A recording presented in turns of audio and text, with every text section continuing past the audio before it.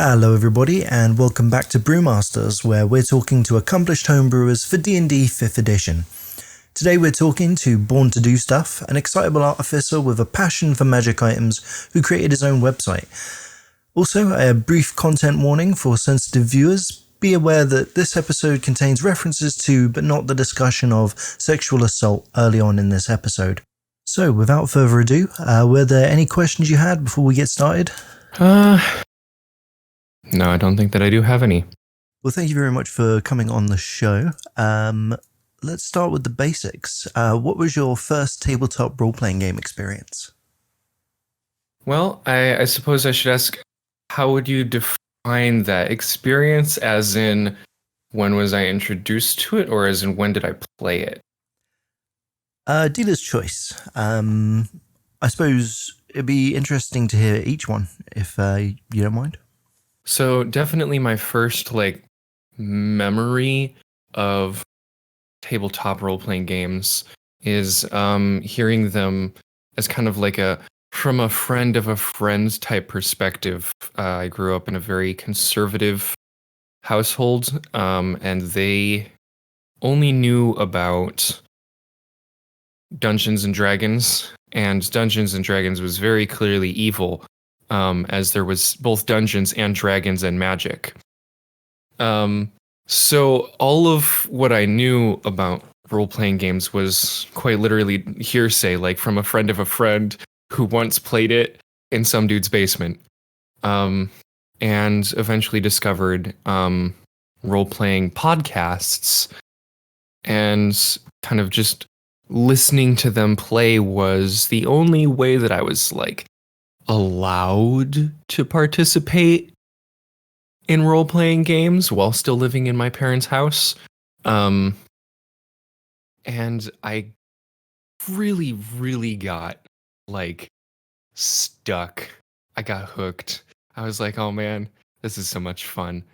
I eventually found a group playing a homebrewed role-playing system, which was essentially how the creative people that I made friends with came up with getting around the fact that our parents did not like Dungeons and Dragons.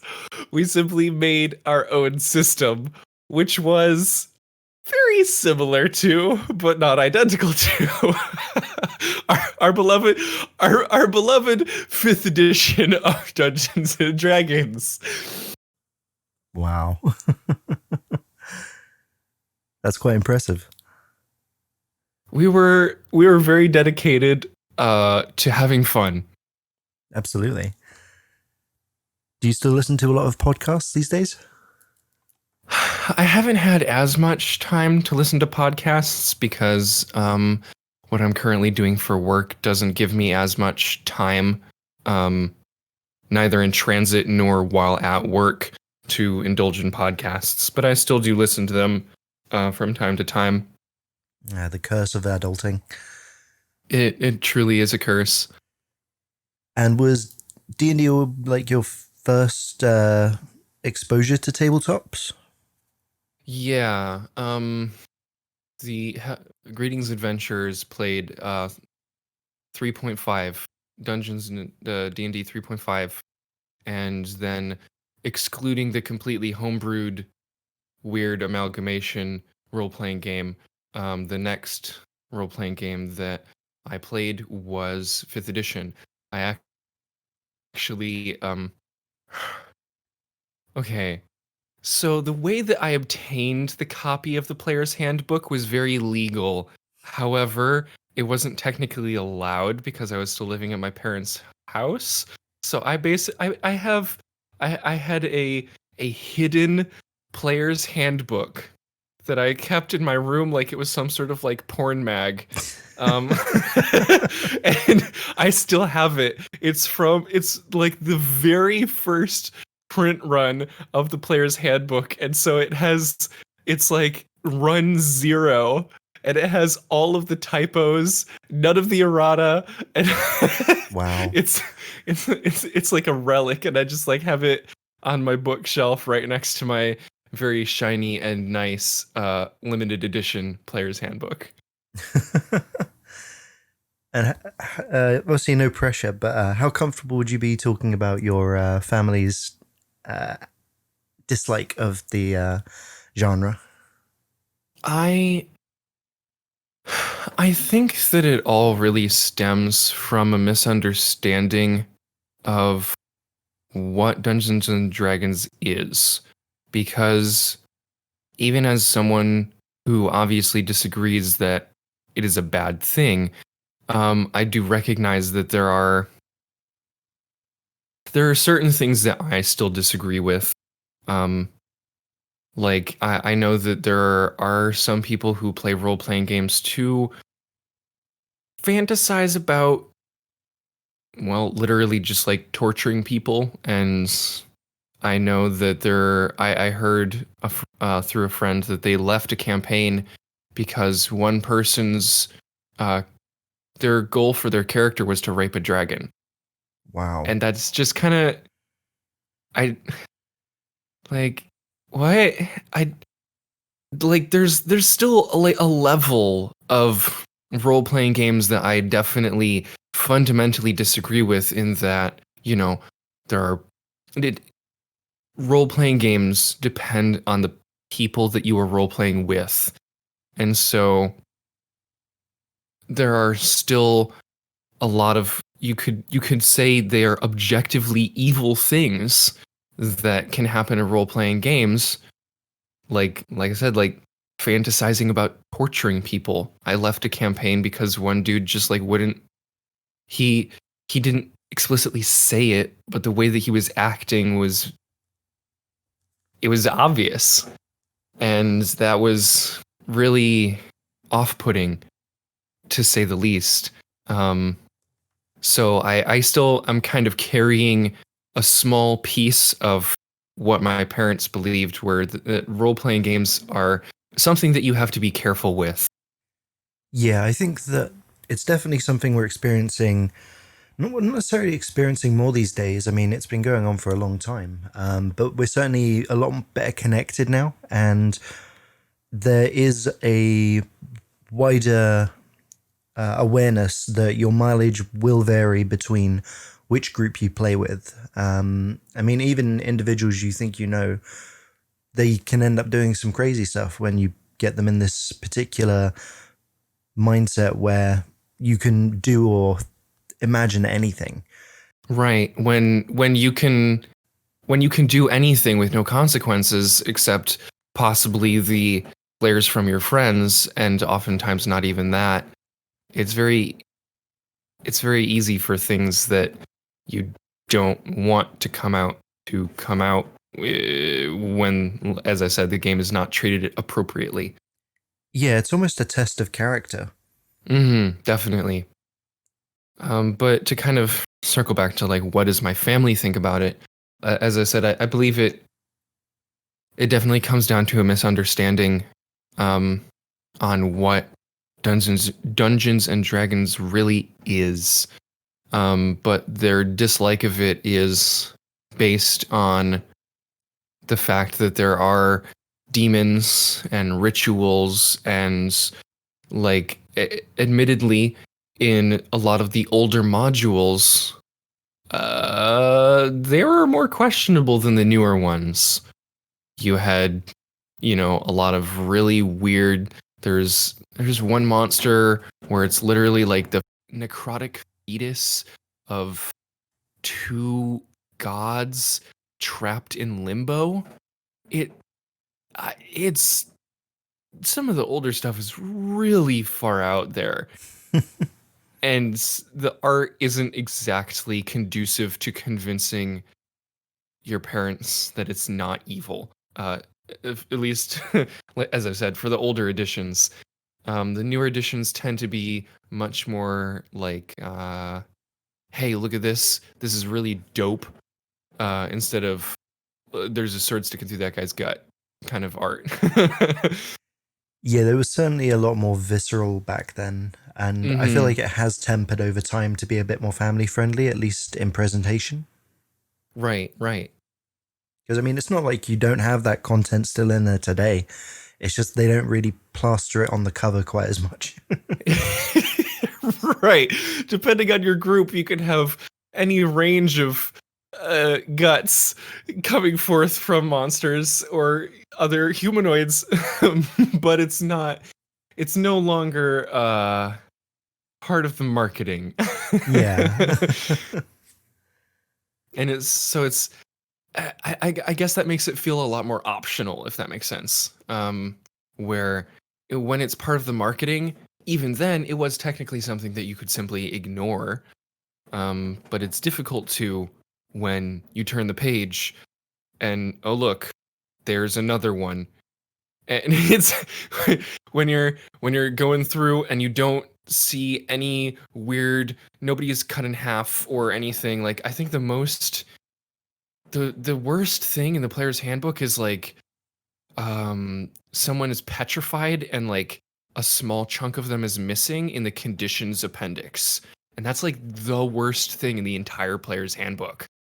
um so it's much milder now. um and so it's easier to show it to people and not have them give you funny looks. Yeah, that makes total sense. And I'm assuming that your family's concerns might come from a religious angle. Yeah, it's from a more religious angle. Luckily, they seem to have softened slightly. They're still not fans, but I have been able to introduce other role-playing games to my siblings. Um, it kind of seems like the main prejudice is against the Dungeons and Dragons being as it's the one that they've heard so many bad things about. And so I was able to.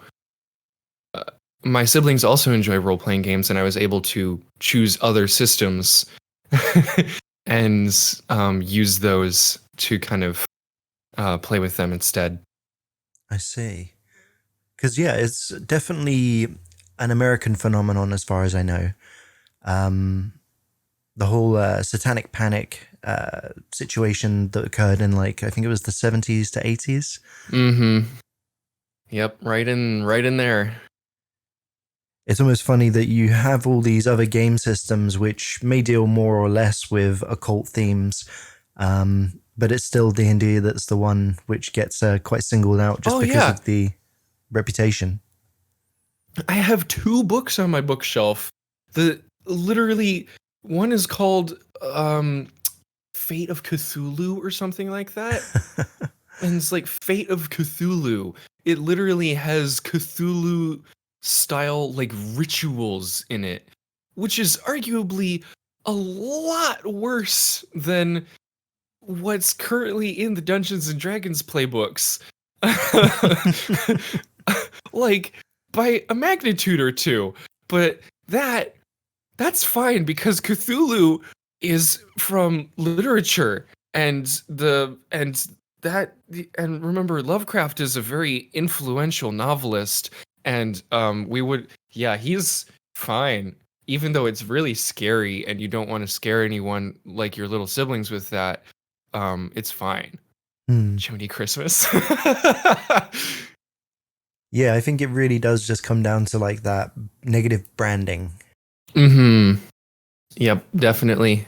I'm curious then, do you potentially have any advice for people who might find themselves in a similar situation, families which are potentially biased against it and maybe easing their concerns?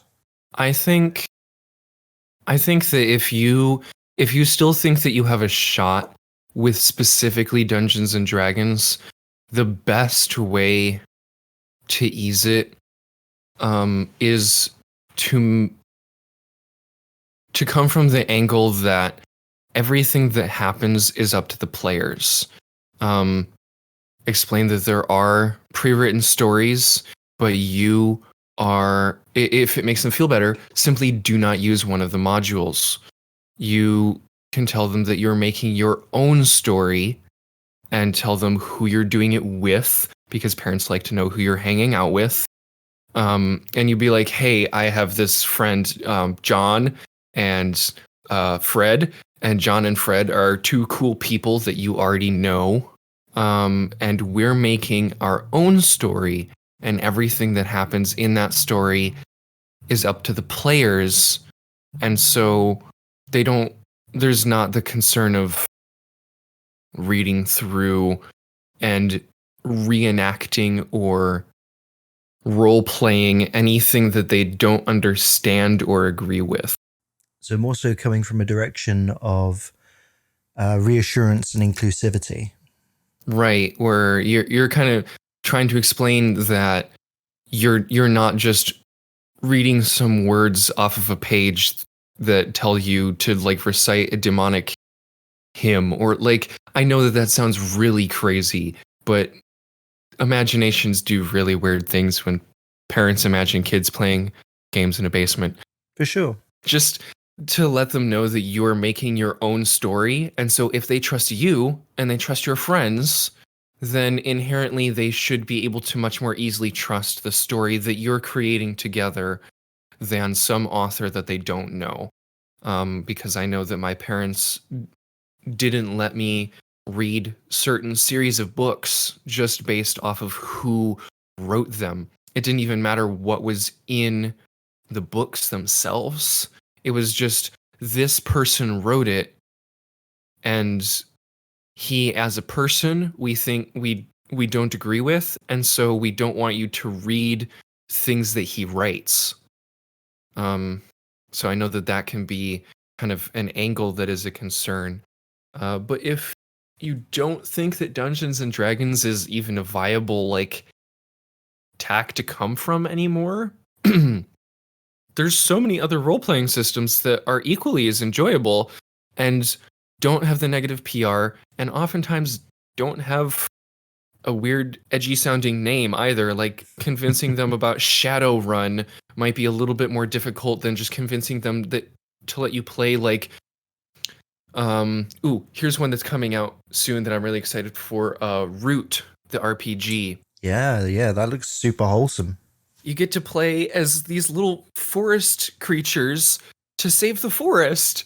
That would be so much of an easier sell than like Shadowrun. What's Shadowrun? That sounds scary. No, Mom, I'm gonna be playing as a raccoon, and we're gonna save the forest. Oh, okay, that's fine. Yeah, it's not even necessarily about deception, because you could be role-playing the exact same scenarios in both games, but the way that it's presented is important when your parents don't understand the content. exactly. It's like they understand the stigma better than they do why it exists. I think Humblewood was another very family-friendly. Oh, I have heard about that one. Yeah, it's literally just a campaign setting for D&D. Similar to Root, with you're playing as like animals. I think it's like the birds are like the hierarchy of rule, and then below them are like the forest critters. Right. I think that presentation aspect is super important. Absolutely. It gives you a really good basis of being able to show it to an adult that they're not going to be offended by anything they see. Right. I'm sure that if I sat down and I could probably read like the entire player's handbook to my parents, and the only things that they might be concerned about are some of the necromancy spells, maybe. Mm-hmm. But the thing is that are they going to take 10 hours to sit down and read the player's handbook to determine if it's okay for you or not? No. They're going to listen to what their friends say and what the media says. They're going to look at the cover, they're going to look at the name, and then they're going to make a choice that doesn't involve them sitting down and reading the entire thing. Because if they were going to be that precise about it, you probably wouldn't have an issue with it in the first place. Yeah, I mean, the stigma is very much inherited, and in my experience, at least, it tends to be quite fragile as well. It's Hmm. not that difficult to break, at least these days. It's not. It's mostly difficult to finally manage to present enough information that they're willing to accept it, and then it kind of just falls apart because they don't have anything to base it on anymore. Hmm. So yeah, that's kind of my experience with um, growing up in an environment where Dungeons and Dragons was not allowed. I'm curious then, what is your favorite tabletop role playing game that you've played so far? My favorite role-playing game that I have actually played is probably Mice and Mystics. Interesting. I've not heard that one before. It is a system where you, as the name might suggest, are a mouse. Um, and to avoid spoilers, um, I won't talk too much about being a mouse in and of itself. However, you are in a non-mouse sized world that is primarily humans, and then there is also talking animals. Uh, you are in a castle, and you're trying to rescue the king, the human king, as a mouse. And you have all of these. It comes in. It's kind of one of those like RPGs in a box where it comes with like the maps that you play on and the little like minifigures that you'll need. Um, and it's an amazing system. It's simple enough that I've taught it to my 10-year-old brother, and it's also difficult enough that I've brought it to conventions, and people have told me that they loved it and they're going to buy it. And it's just it it just feels so wholesome and yet adventurous to play. It sounds it. It definitely sounds like you have a certain type for role playing games. Yeah, I really enjoy the wholesome ones. Root, Mice and Mystics. Yeah, yeah. You got me. And would you say that your more wholesome approach to tabletop influences you as a designer? um I'm going to give a hard no on that actually. So there's one aspect that I have not discussed where I do very much like projects like Wonder Home, Root, Mice and Mystics.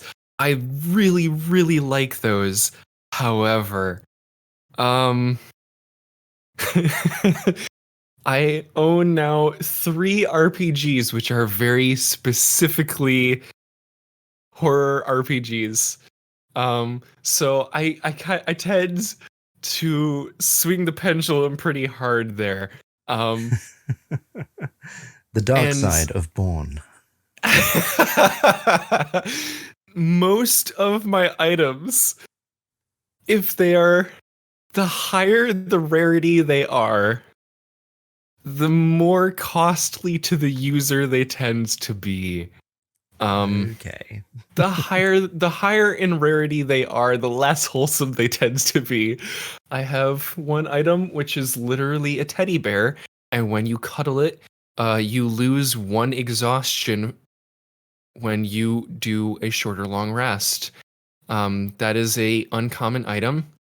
And then I have a very rare item which is called Blood Rot, and you stab yourself with it to gain shield. Uh, so it swings the pendulum pretty hard, and the higher the rarity, the weirder it gets.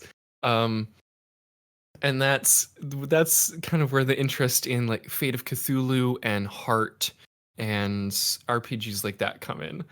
Those are the RPGs that I do not play around my siblings. Uh, Yet. mwahahaha. So no, I don't think that my appreciation for the wholesome RPGs generally influences my my design. So we've touched a little bit onto your homebrewing. I'm definitely curious, what got you into homebrewing in the first place? So we already touched a little bit about what got me into homebrewing, and that is the fact that when I homebrew things, that's not technically Dungeons and Dragons. Uh, so that's kind of where homebrewing started. Um, I I obtained the player's handbook, and that was difficult. And as I talked about, it was essentially hidden in my room as if it was like a porn magazine because I didn't want my parents to find it because I didn't know if I would be allowed to keep it if they did. Um, I didn't want to risk even hiding it. So I determined that if I wanted magical items, I was going to have to make them myself. Fantastic. And those have slowly evolved from just, well, I think that this sounds right because I didn't have the Dungeon Master's Guide, and so I didn't even have a reference for what a magical item was supposed to like look like, as in like limitations, wording. I kind of just made up things as I went along. And then occasionally I would throw in some wordings from the player's handbook. So you would sometimes see a wording like once per short rest, because I just kind of like stole that from the warlock. I was like, yeah, we'll just like take that. And I was like, and we'll just I didn't know it at the time. I was just giving magical items charges. I made it based off of the monk's key. I was like, we'll give this magic item key. No, Born, that's called charges. And magical items have those all the time. That's not new or inventive, but I didn't know that. I That's the didn't thing, have the it dungeon. was for you. It was to me because I didn't have the Dungeon Master's Guide. I was like, I'm a genius. I just gave a magical item key. Great minds think alike. So I kind of evolved from these weird Frankenstein's magical items to something that I would consider to be nearly indistinguishable from official items. The main distinguishing factor is that if you look through all of my items, all like 280 or whatever it's up to now, you will not find a single one of them that has a straight +1 to attack and or damage rolls. Amazing. Not one of them.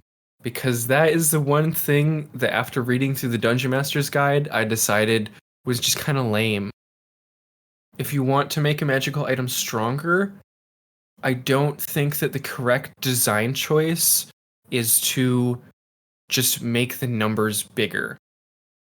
It's probably the most boring thing you can do. It's one of the most boring things that you can possibly do. And so all of my items give really unique things instead. One in particular just came to mind. Great Sword of Ethereal Displacement. There we go.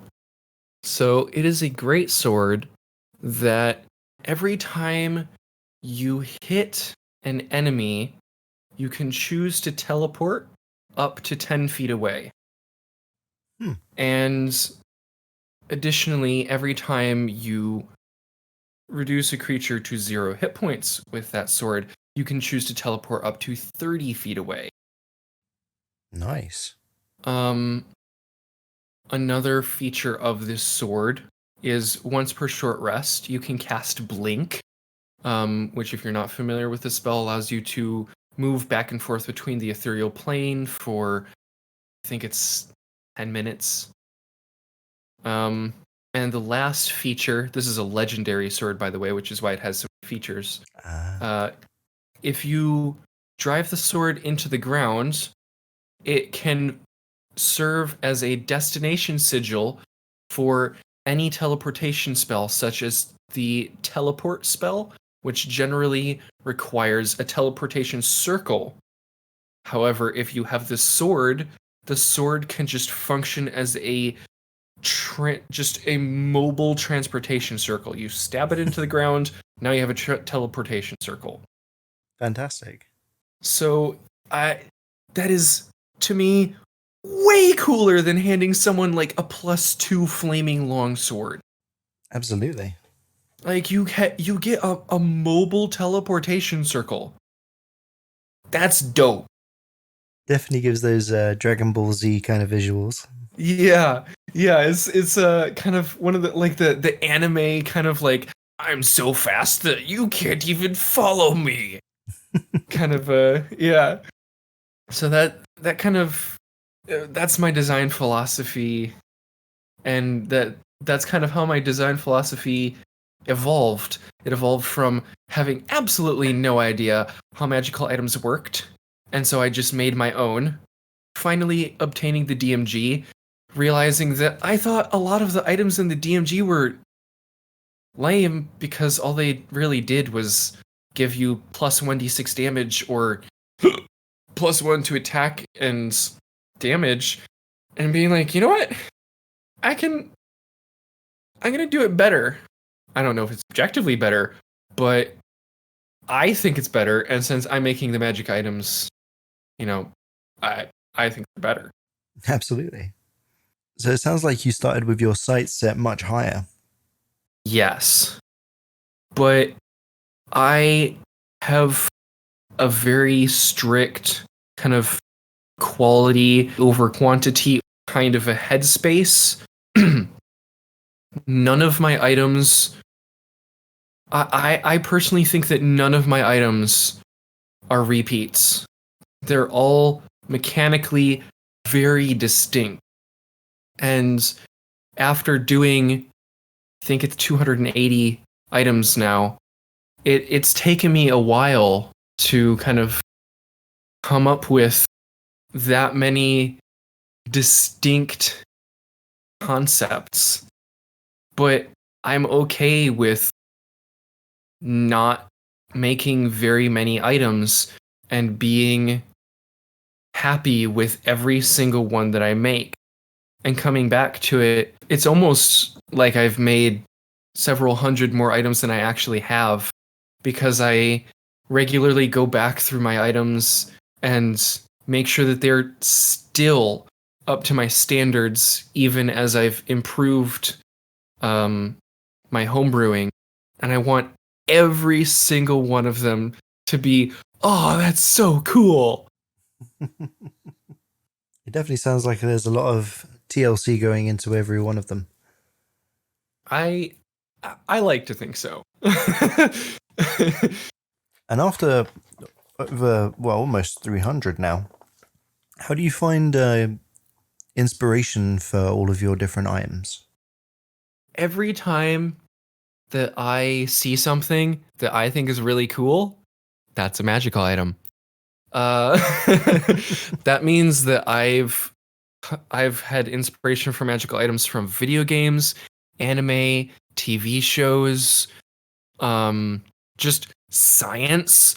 Like I would like to watch a lot of educational YouTube, and sometimes I'll see something in like a brand new, we just discovered this really cool like metal, like carbon nanotubes back when they were discovered. I'm pretty sure I made an item or two based off of carbon nanotubes. If it's in an anime, if it's in a video game, if I'm just sitting there and I'm just thinking about random stuff, because at this point, after making almost 300 magical items, sometimes while I'm just sitting there in my free time, I will be thinking about magical items because they're ingrained into my brain, and I'll just come up with a concept. It's amazing. Just, I'll just, I don't, I guess it's how people who practice something for a very long period of time can do it easier than someone who's just starting. It's kind of similar where my brain is almost at this point, it's just been rewired to think about things in terms of magical items. Or I'll just be sitting there, I'll be like, it'd be really cool if I had a vacuum. A magical vacuum. I really want a magical vacuum. It's just amazing how like passionate and excited you are for this. I love magical items. If being an artificer was a real job, I would be an artificer. How people sometimes think, wizards are so dumb. They just sit in their tower for like 30 years before they're ready to go on an adventure because they have to learn like this intense school of magic and they have to spend so much time. No, that would be me. I would,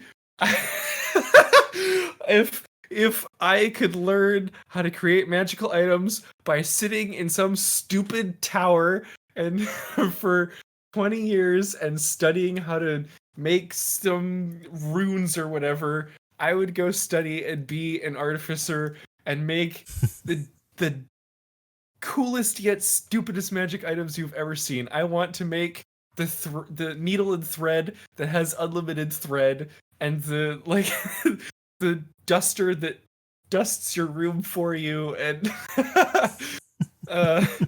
I would absolutely be an in real life artificer. It'd definitely be your calling. I just love the passion you have for it. So how would you say that you go about turning those ideas into something on pen and paper? I think that for me, the most important part of designing a magical item is to have a concept that I really like. Different people that I've met have different ways that they start. And I don't have anything against any of them. And I've seen many really solid magical items that started with someone going, I want to make this mechanic into an item. And they didn't even know what the item was. They didn't know if it was a sword or a helmet or an amulet or a ring. They just wanted something to have that mechanic. But for me, I always want to have an action that's really cool. I don't care how the action is done mechanically. I want something to sound cool before I ever start writing. So for instance, the needle that never runs out of thread that creates complete a seamless piece of cloth. That was I already had that concept in my head. I wanted to be able to create a seamless piece of cloth. And it's really mundane, but I just thought that sounded really cool. So to take some concept and then find a way to twist, bend, and break everything that you can to make that concept be a magical item. And for really grandiose concepts that I have, as I've gotten better at designing items, I've realized that putting all of it into a single item is simply unreasonable. And I've seen a lot of magical items that have that same shortcoming, where someone has something that they think is so cool. And I agree. I agree with them. It's very cool, and I want to see it. But the problem is that they put all of it into a single magical item. And it makes it almost impossible to use in the cool way that was imagined. Because in D&D, there's rules, unfortunately. And you can't simply ignore all of them. So when you're kind of altering the reality of Dungeons and Dragons, you have to do it gingerly so that it isn't disruptive to players. And so sometimes when you have a very cool, grandiose design, if you're not able to make it fit within the rules, and you have to make the rules bend to you instead, it's best to split that item into multiple items. You can possibly bend some rules instead of break them, and you can separate them into manageable chunks, and you can introduce them one at a time to the players. Here, you have one part of my amazing vision. Here's the next part of my amazing vision. Here's the next part of my amazing vision. And you can do this over time until you've created your amazing, cool, awesome superhero with your game-breaking item concept that you had that is now 3 items. It is a helmet and a shield and a breastplate instead of just one reality-altering breastplate that's extremely difficult to read and use and understand. That's good advice. It definitely reminds me of the 3.5 item compendium, which had the regalia sets, which would be like a full collection of like you could get an entire costume where it's like the head, the chest, and kind of like World of Warcraft armor sets. Yeah, very much like you know, your MMO armor sets, or the 3.5 sets, or even in mythology like Hercules with all of his various magical items that he had, but all of them are separate. So yeah, there's another source for you, mythology. They have hundreds of magic items. And I do believe that we were talking about something before I got stuck on mythology, and I don't remember what it was. Turning your ideas into mechanics. Yep, there we are. So concepts first is how I always do it, and then I bend and break whatever I need to make it into an item, but I split things as much as I think makes sense so that no item confuses any player too much, and it's not too difficult to understand. What other approaches do you take towards balancing your items? Do you take that into account afterwards, or does it very much take the course of as you're creating the item, it kind of finds its place? I actually have 2 completely separate approaches to this. There are times when I've been asked to make a magic item, which is when I use the aiming towards a specific rarity or power level approach, and then there's the approach. And the approach is literally just, hey, whatever it ends up with after it sounds cool, that's good. And it's literally just, I try to keep everything reasonable so that I don't make every item an artifact. And then whatever rarity it is when I'm done is what it is when I'm done. It makes sense. The determination of what power level it is just me looking at other magical items in the Dungeon Master's Guide and experience at this point. I don't usually go through the Dungeon Master's Guide anymore, just because I've excuse me, done so many items that I usually don't have to. Sometimes I will, just to kind of double check and be like, shoot, I don't remember how much damage this item does as compared to this item. So I'll go through, look up, some items that I remember, be like, oh, right, this one's only a rare because it does this, and then this one is kind of just a direct upgrade of that, and it does this much more damage. So I kind of estimate, my item's probably on the higher end of that, so we'll say it's a very rare. Yeah. It sounds like you have a very innate familiarity with it at this point. Yeah, I've just gone through magic items so many times that I generally don't have to reference too much. But how I got to that point was heavy referencing. And so my items aren't always balanced exactly the same as wizards. But I would say overall, they probably drift towards the underpowered side. Which some people have taken issue to.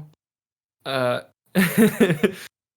I personally think is correct. And I would argue if you're going to aim for something, aim for it to be underpowered. Because the worst thing that happens is you have to give them another magic item. Oh no. They get more magic items. As you might be able to guess, I am not adverse to the concept of giving players more magical items. So there's that. Sure. So if you're like, oh, how do I balance my magic items? Unfortunately, the answer is just go look at a lot of other magic items. And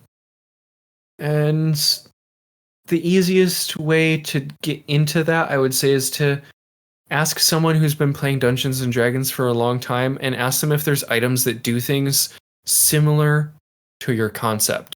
They'll probably say yes.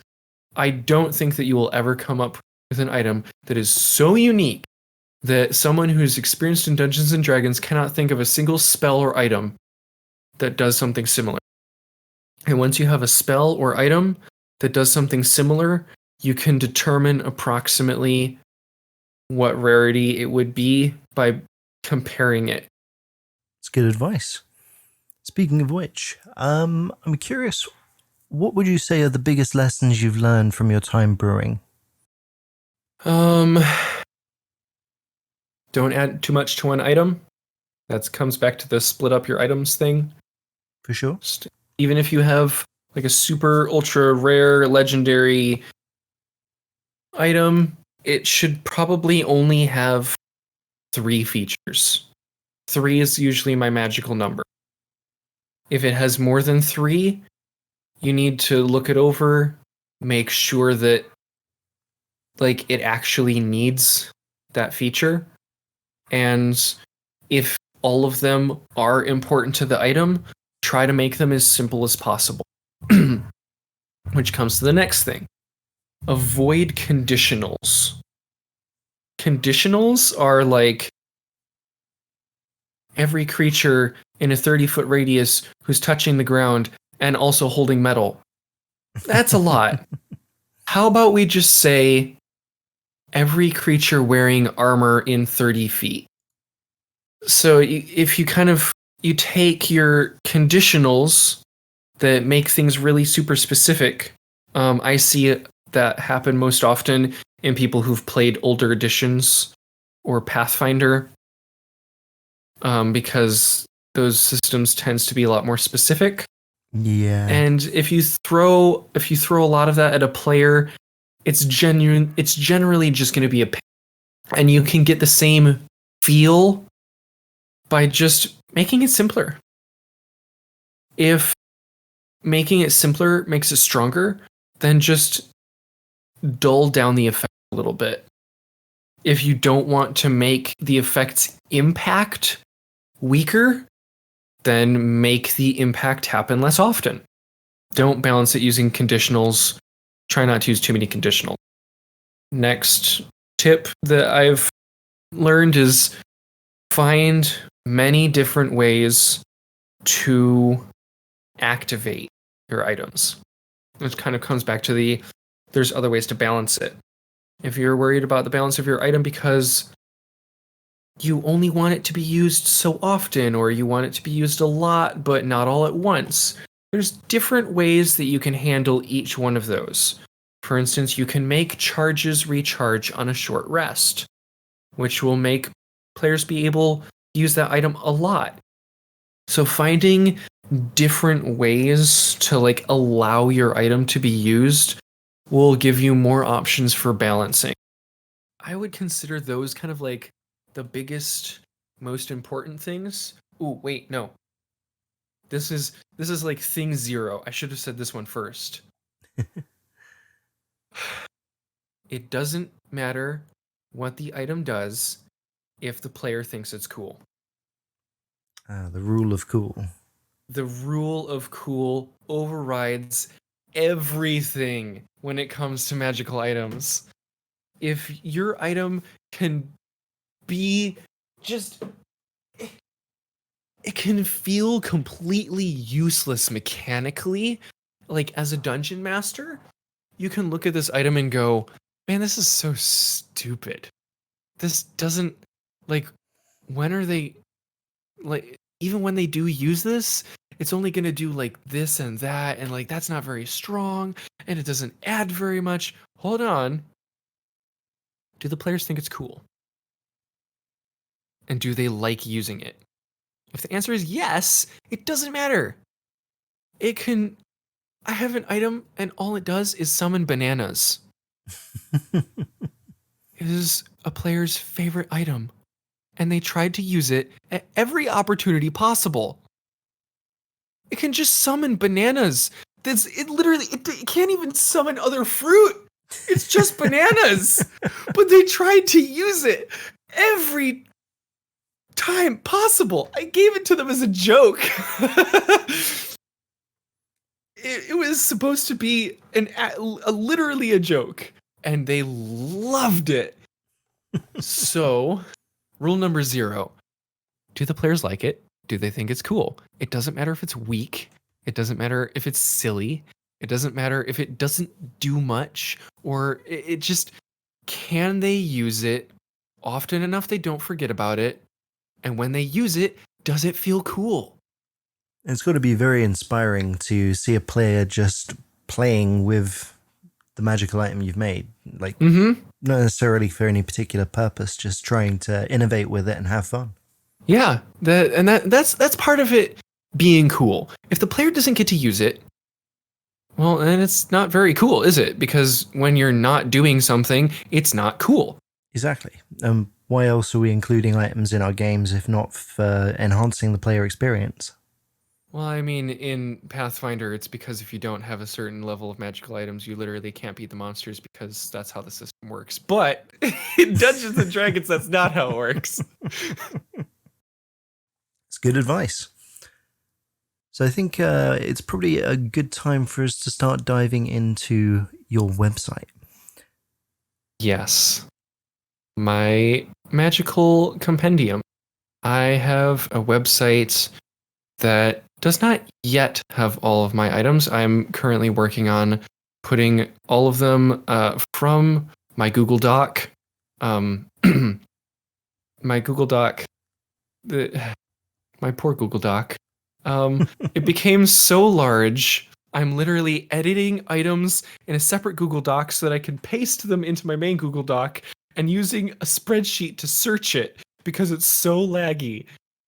This is not sustainable, especially as I don't see any ends to me making magical items, and this document is only going to get larger. What am I going to do? So I was like, I can put them somewhere else. Okay, what sites are there for me to put magical items on? There's like GM Binder and Homebrewery, but they're just going to get really big and laggy too. Okay, I could split my items up into separate documents. No, that's ridiculous. Then you can't just search them all at once. What if I made myself a subreddit? Then you could search the subreddit. No, subreddit search sucks. Everyone knows subreddit search sucks. So what can I do? Solution I ended up with is, well, I guess I'll just make my own website. And so I figured out how to make a website on GitHub pages so that even if I stop maintaining it and I don't like pay the bills, someday in the distant future, I no longer write magical items for some reason that I can't imagine yet. It has to be far enough in the future that I stop writing magical items. So a while. But in such a distant dystopian future, I I'm no longer paying the bills for my site to be online. What happens then? Well, I really, really like everyone using my magic items. And so I decided that I would put it onto GitHub. Interesting. And that way, it's essentially, I don't have to pay for it to exist. The only thing that I pay for my website is the domain. I pay for BornToDoStuff.com, and that is the only maintenance cost for my website. And that means that even if I stop paying for BornToDoStuff.com, you can still go to GitHub/user/BornToDoStuff and find all of the magical items. They'll be there until GitHub dies, which is also, not going to be in the foreseeable future. The heat death of the universe, I imagine. Right. Some distant future, and if GitHub dies, someone's going to make a replacement. I just put it on that. So they're going to be available for, the theoretical, for the hypothetical future, the hypothetical forever, on my website. I'm still putting the finishing touches on it, but it's basically where I want it. It has 230 of my 280-ish items. It's got functioning search. It has a random item button. It's one of my favorites. I get to just click the button and be like, yes, this item that I actually had forgotten about because I've written so many now. And I'm proud of it. It's a much more usable version of my Google Doc. It sounds it. It loads almost instantly. I've never talked to someone who's waited for longer than like 1 or 2 seconds for my site to load up, as compared to people with worse internet where they would be waiting for 12-15 seconds for my document to load. And it's easily searchable. Soon I'm going to have an advanced search in it so you can filter by, like rarity and stuff, which isn't something that you can do on the Google Doc. You can't say, show me all the very rare items. It's a Google Doc. It doesn't know how to do that. No, you would have to index it manually. You have to index it manually, which people are literally doing right now. I just opened it and there's 6 people looking at my item document right now. I don't know where it's linked. It's linked a bunch of places, I imagine, because I go on here and there can be anywhere from 5 to 20 people looking at my item document. So I don't know where it's linked, but wherever it's linked, is apparently a good place. But hopefully I can get all of these poor souls who are manually indexing my document to my website soon. I'm gonna put the link on my document and depreciate my item document, and it'll be my new item home very, very soon. TM. And did you find it particularly difficult to go about setting it up on GitHub or to register the domain? Registering the domain was like just a few minutes. You set up your credit card, say, yep, you're allowed to take my money. I have it set to automatically renew.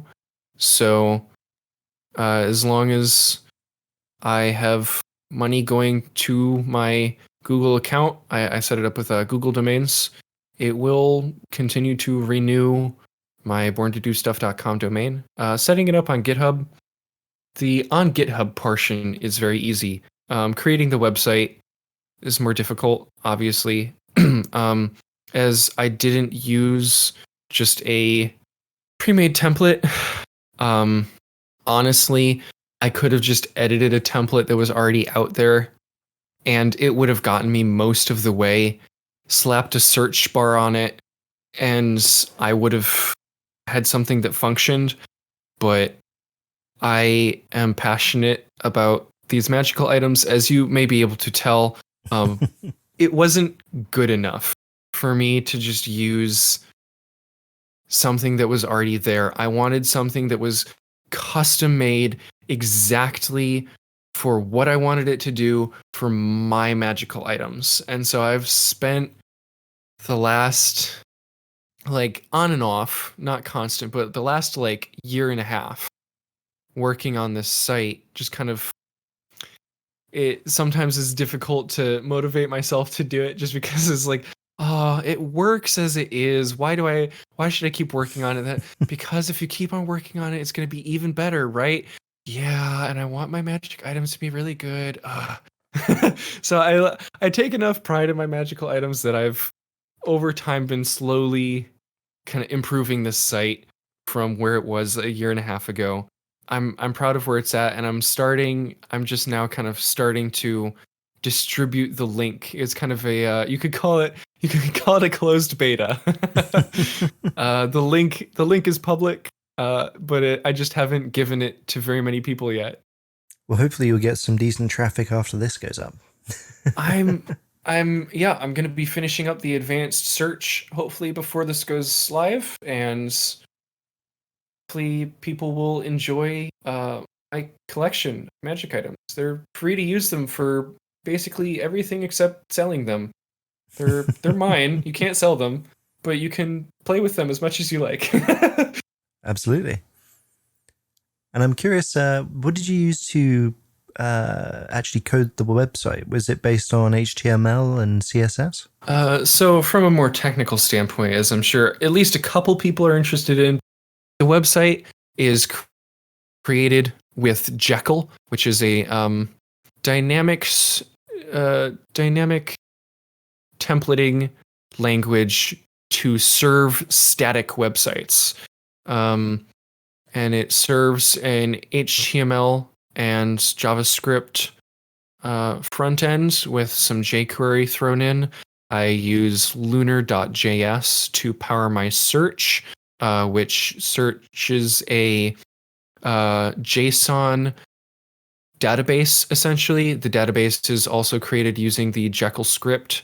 So once the site is built, the database does not change until I build it the next time. So every time I add an item, Jekyll builds the site again, and it is now just a static site. There's nothing dynamically loaded except there's a few little things like I pull in the item database using Ajax, an Ajax call, so that the that database, the search index, isn't loaded until I know that someone wants to load it, and it's not loaded synchronously because that can cause long loading times. When I load it asynchronously, that allows for the website to be fairly seamless, and you don't really notice that it's loading a database. So it's quite an intermediary setup you've got. But obviously once it's set up and running, it's very self-sufficient.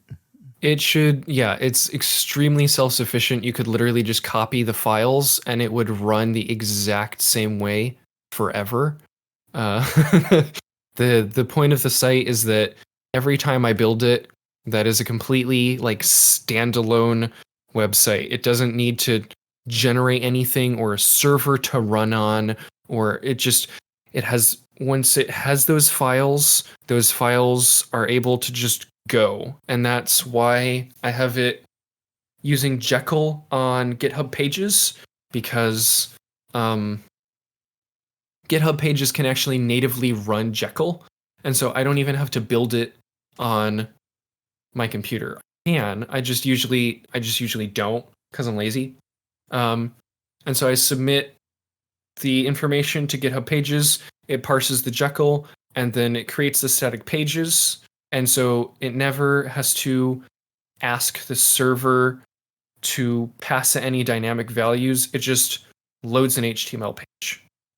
And then, like I said, there's one or two things that are pulled in by Ajax that are like the search index and things like that that are a little bit larger, that someone might not necessarily want.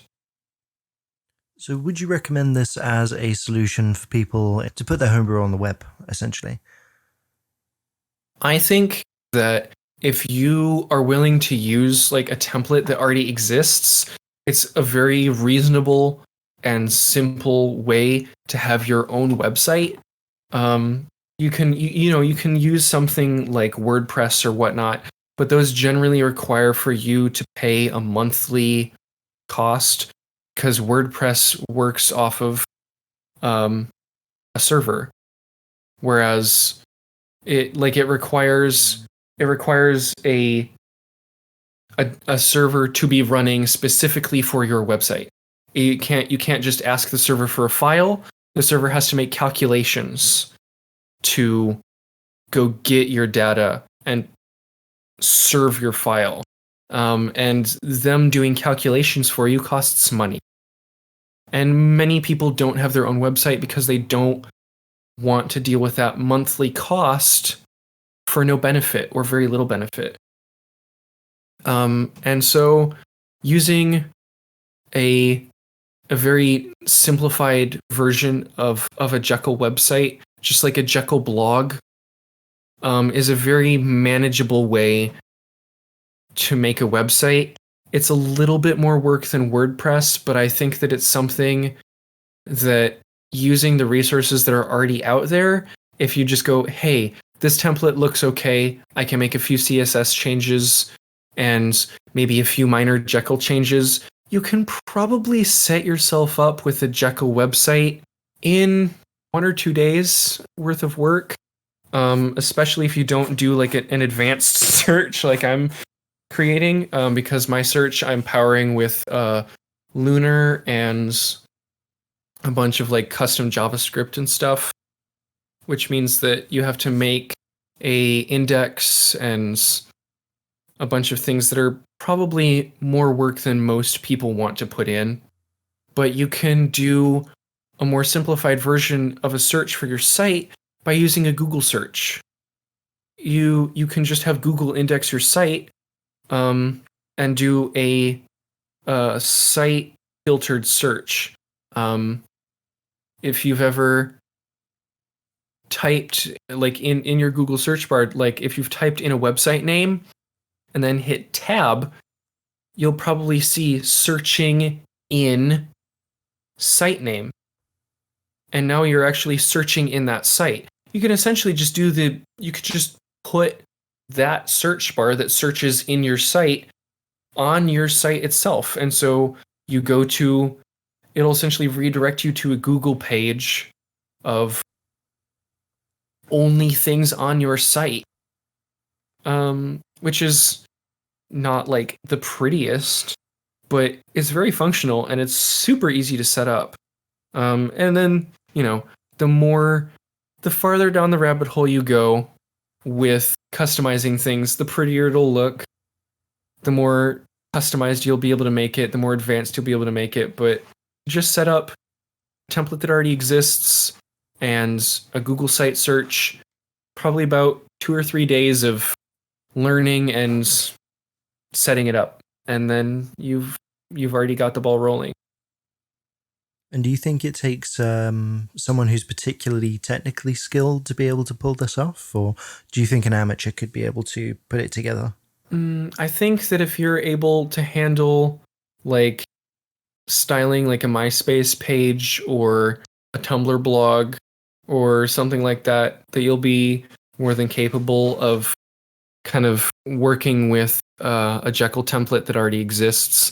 As I've said, there's more advanced aspects of Jekyll, but there's templates out there where it's already existing like blog templates, because Jekyll is honestly meant to be a blog format that I've bent to be what I want it to be. So what I've done with it is a little bit more complex, but you can get something pretty close with just templates that already exist. And so you don't really need to know any code.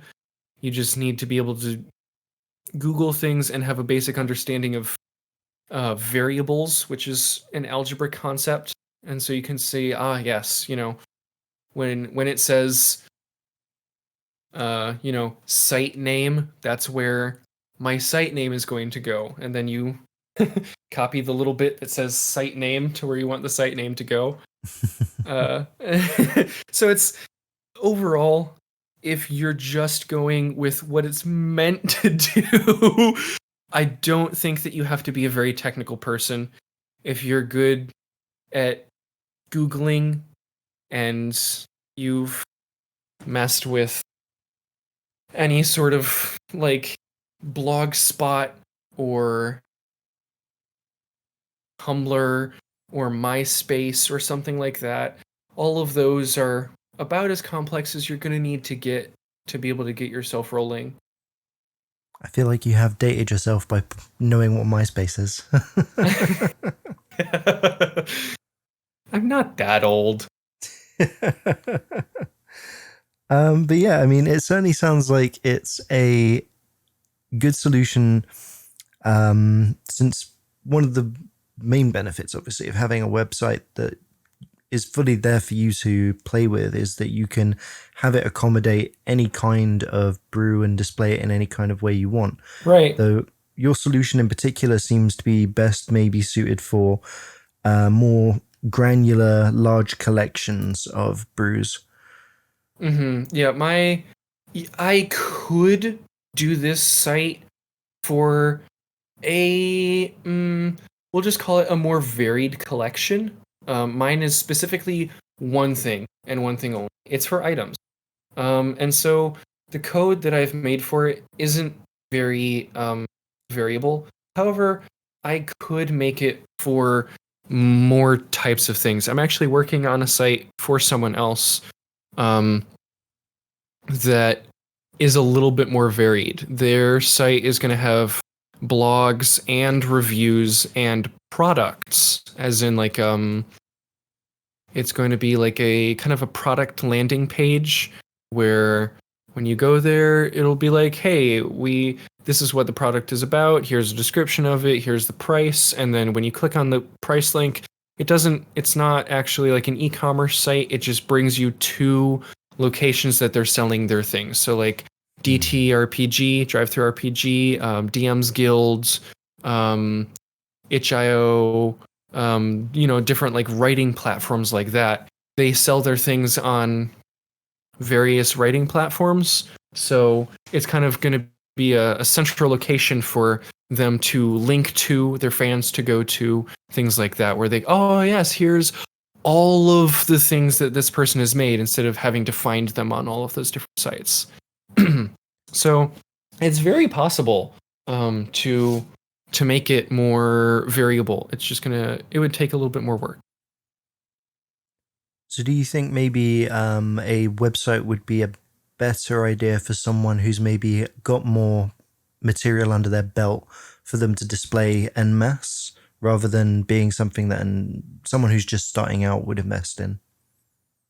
I think that if you're unsure of whether you want to make a lot of homebrew or not, just start off in GM Binder or Homebrewery or Google Doc. Unless you just really feel passionate about starting a website, because it's not that you can't start a website with only some work, but it takes a little bit more work to continue to update it than to just write something, just slam it out into Google Doc. It's still not a significant amount of work by any stretch of the imagination, but it's more work than just bam, it's there, it's done, it's written. You have to actually go and write it in a specific format and make sure that and date it properly and fill out all of your little fields like with information about your post, and then submit it. And so it's kind of that extra small barrier I think could be a deterrent if you're not already invested in homebrewing, if that makes sense. There's just it's a little extra hurdle that I don't think that most people need to put themselves through. Because GM Binder, especially after its most recent update with like author profiles, is going to be great for most people. They're going to have a dozen homebrews, maybe 20 homebrews. I can't imagine that most people have hundreds. And, if you have 10, 20 homebrews, unless you're invested in the idea of a website, it's probably just going to be easier for you to go into something like like GM Binder and slam it out there. It looks nice. You don't have to do anything custom. You don't have that extra small little hurdle of like adding every post to your website. And you get the satisfaction of being able to share it with people on the web.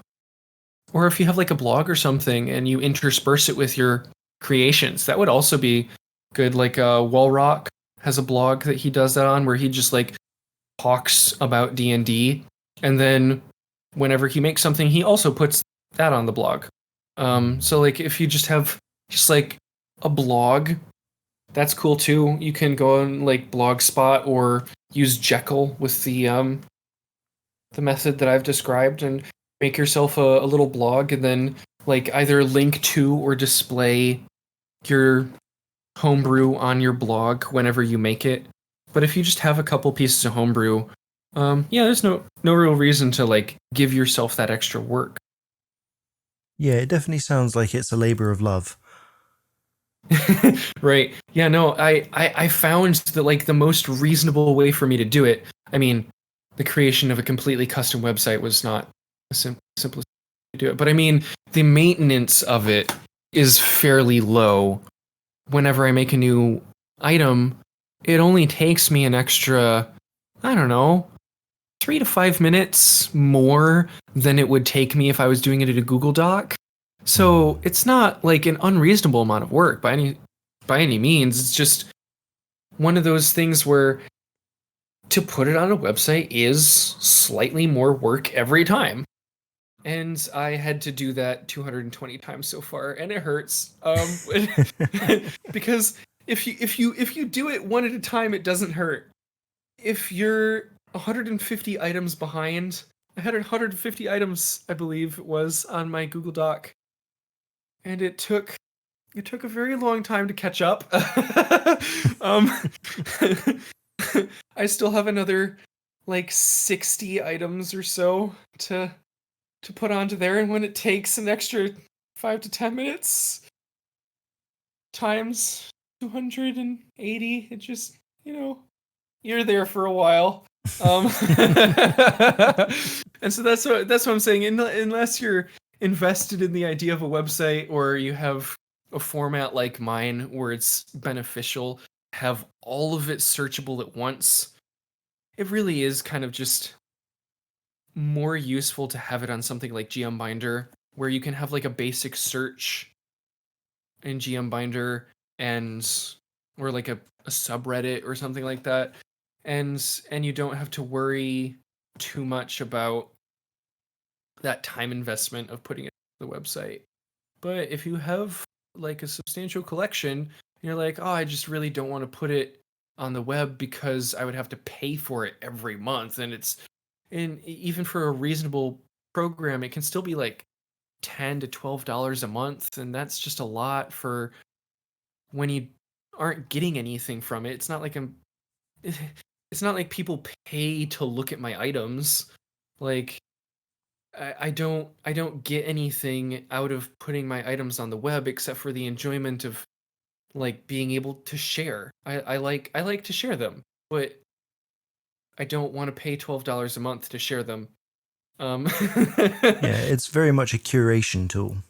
Right.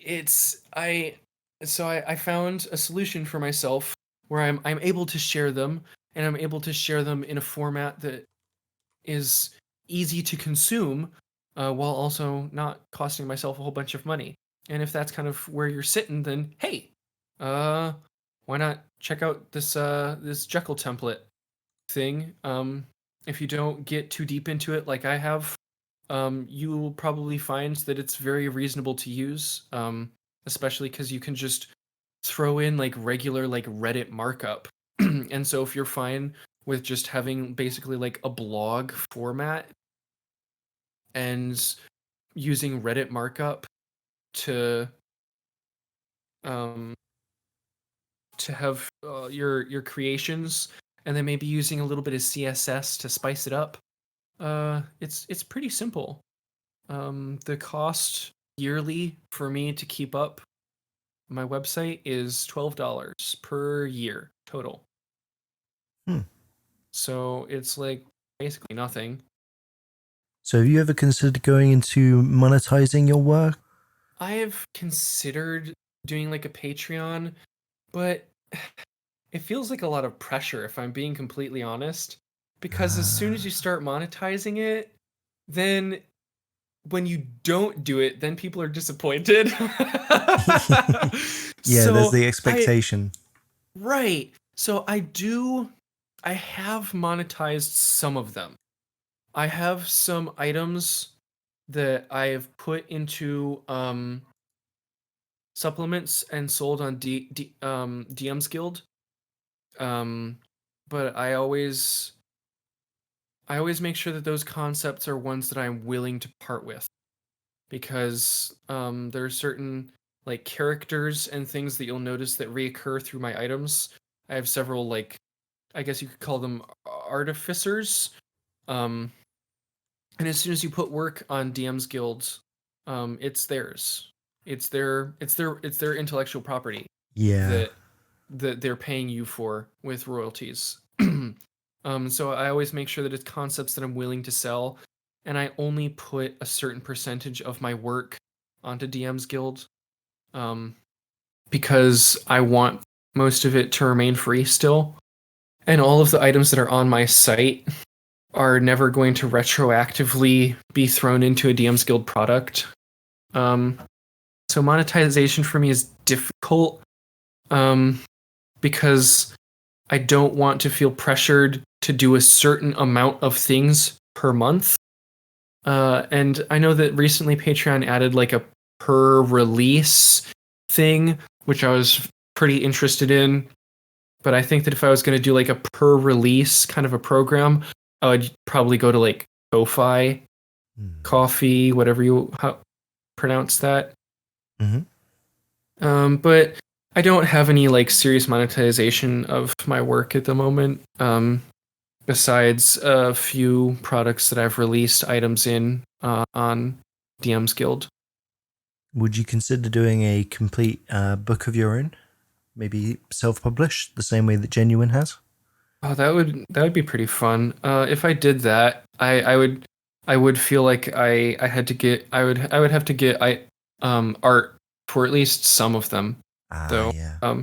because it would just be silly to buy a book of items with no art in it, and none of them have art.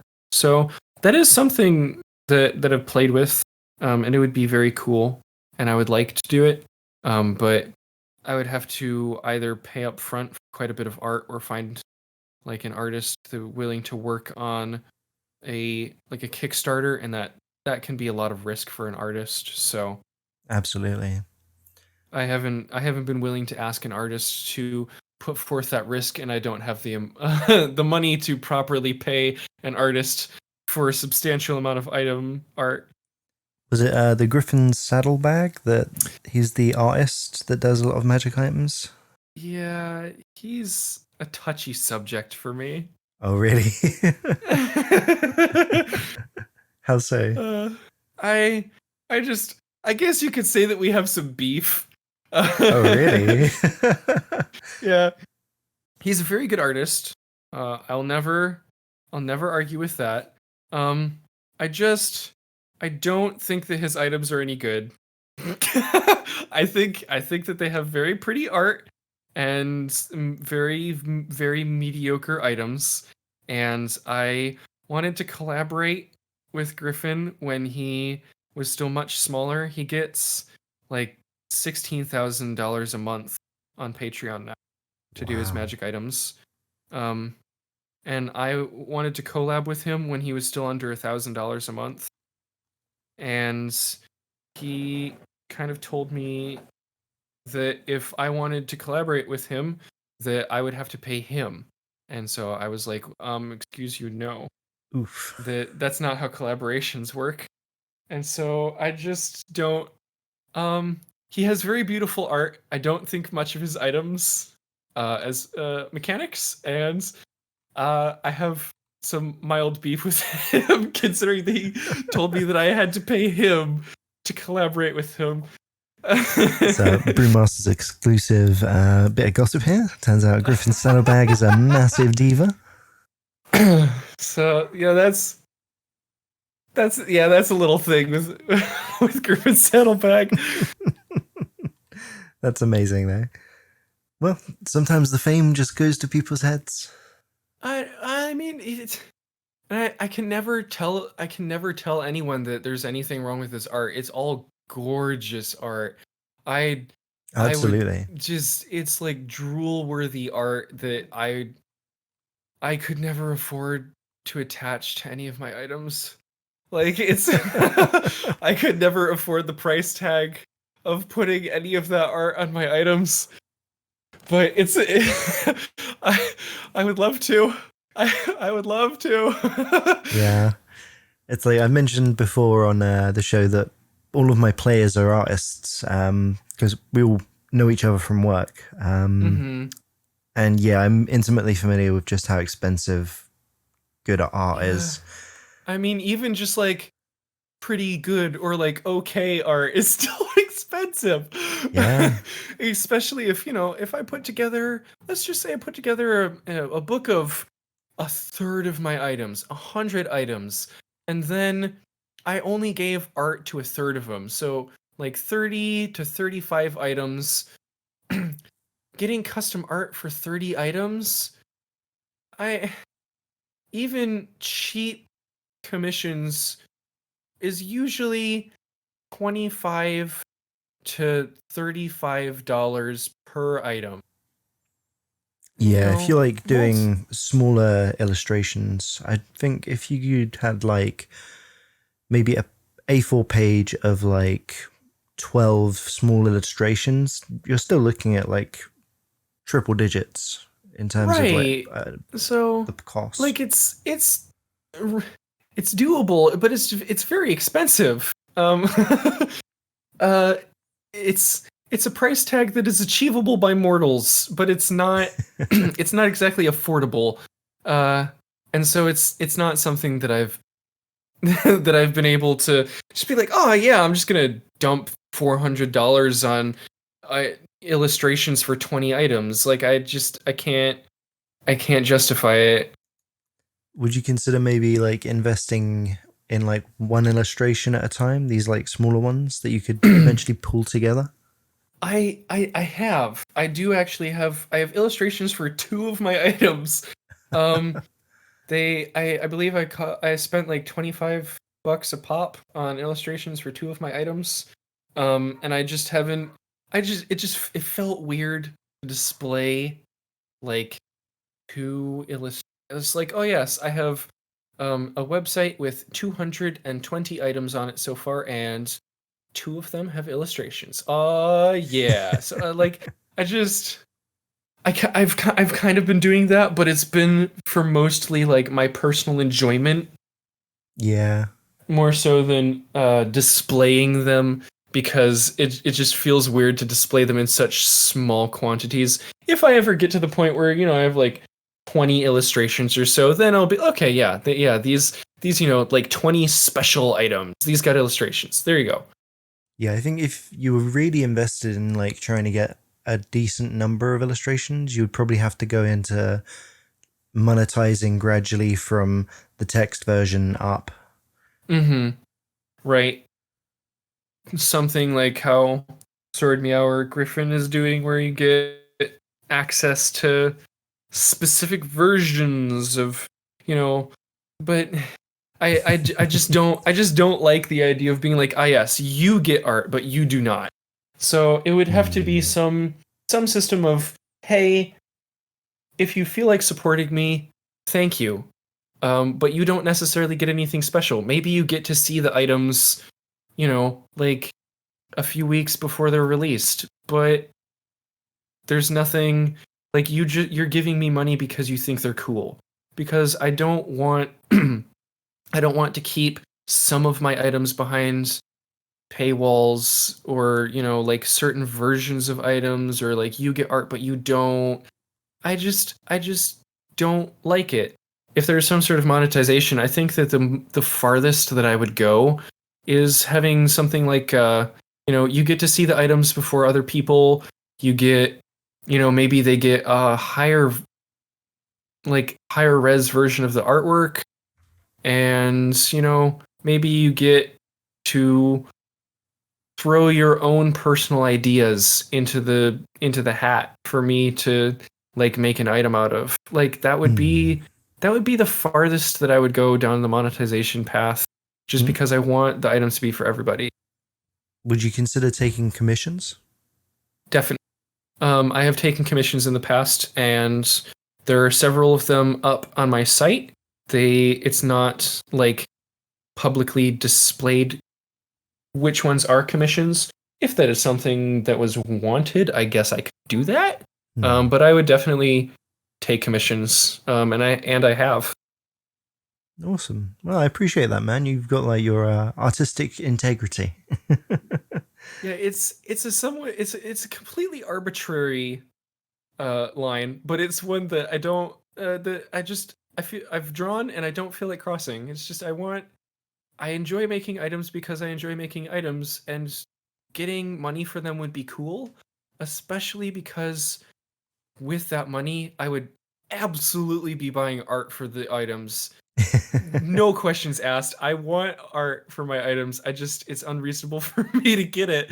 And so honestly, people giving me money would kind of just make the items even cooler.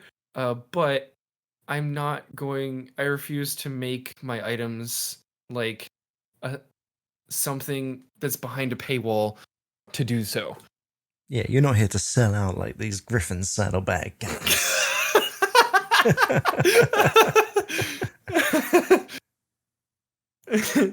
Oh, but it is a shame. I mean, with his artistic talent and your passion and creativity, I think it's a missed boat. It could have been a wonderful collaboration. I thought so too. But But it's his loss.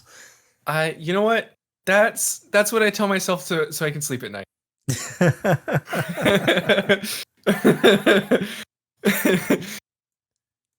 Oh, that's awesome. So, is there any intel you can give us on maybe stuff you're working on in the future, short or long term? In the short term, the items that I have been selling are all in a series called Amarune's Almanac, available on DM's Guild. It's a series based on traveling through the biomes of Forgotten Realms, so forests, mountains, deserts, swamps, and in each biome, we give there's a team of writers, and we put together 10 creatures, 10 magical items, 20 different plants, and 10 different spells, and lore for 3 different locations in each of those biomes. And so far we've gone through Forest, Underdark, crap. Hold on. We've gone through Forest, Underdark, Grasslands, Arctics, Coast, Swamps, and we're now working on Mountains and Deserts. And those will be, that's kind of where I'll be in the short term. I believe so I do about Ed Greenwood's involved in that project, isn't he? Yeah, we got Ed Greenwood himself. The Forgotten Realms is his brainchild, and he was so excited about us expanding on the lore and animals and plants that he was like, "Hey, I want to do some writing too. And so Ed writes some of our plants and animals for each of the releases, starting at about the third release, I think, was when we got Ed on board. So that's near future. Kind of out into the future. I'll be releasing almost every item that I ever make on my website, items.BornToDoStuff.com. And I, every once in a while, when I'm involved in a writing project or some sort of product, I'll be talking about that on my Twitter. BornToDoStuff on that as well. So that's me. Fantastic. Well, thank you very much for coming on the show, man. Really appreciate it. Yeah, thanks for having me, and thanks for actually wanting me to talk about magical items, because most people don't want to listen to someone ramble on about how magical items work. No, it's always fantastic to hear people talk about stuff that they're passionate about. Yeah, thanks for having me on. All right, well, have a lovely evening. You as well. Thank you again to Born for joining us, and if you want to browse his vast compendium of magic items, just head over to www.items.borntodostuff.com or click the link in the description. And as always, thank you for staying right up to the end. If you enjoyed this discussion, remember to like and subscribe, and throw a flame-tongue dagger at the bell icon so you don't miss next week's video when we're hosting a roundtable discussion with the mods over at Discord of Many Things, the official Discord for the Unearthed Arcana Reddit, and we're going to discuss all things homebrew. So until the next adventure, stay safe.